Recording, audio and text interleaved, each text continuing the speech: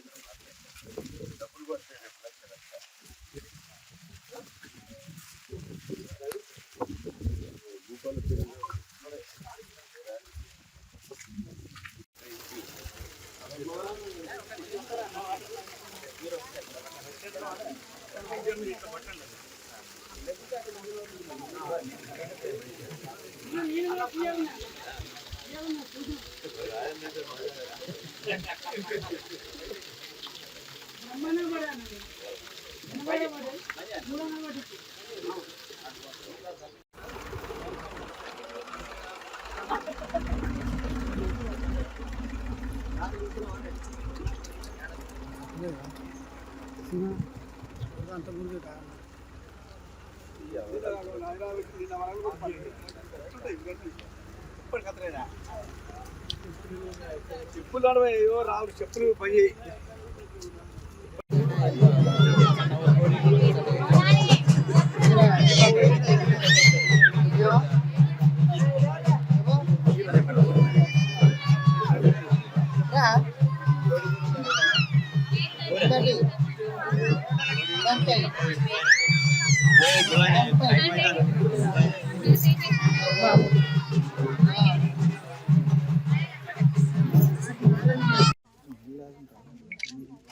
ఇదే నెలలో జూలై 27 నాడు దిగిపోయింది.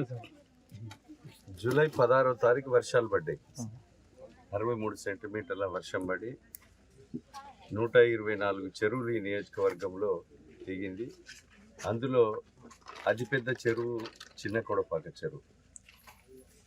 ఈ చిన్న కొడపాక చెరువు గత ప్రభుత్వంలో డిసెంబర్ 3 దాకా ఆ ప్రభుత్వంలో అధికారంలో ఉన్నటువంటి ప్రభుత్వం కానీ ప్రజాప్రతినిధులు మంజూరు చేయలేక, కనీసం ఇసుక బత్తాలు వేయలేక, రింగ్ బాండు వేసి నీళ్ళు ఆపలేక పోయిన వానకాలం వేసంగి కూడా నష్టపోయారు రైతులు.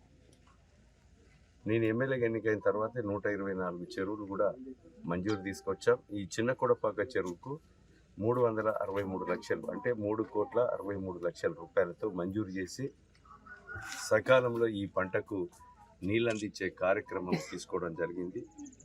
దీనికి ముఖ్యమంత్రి అదేవిధంగా ఇరిగేషన్ మంత్రి సహకరించినందుకు, మనస్ఫూర్తిగా మంజూరు ఇచ్చినందుకు వారికి ధన్యవాదాలు.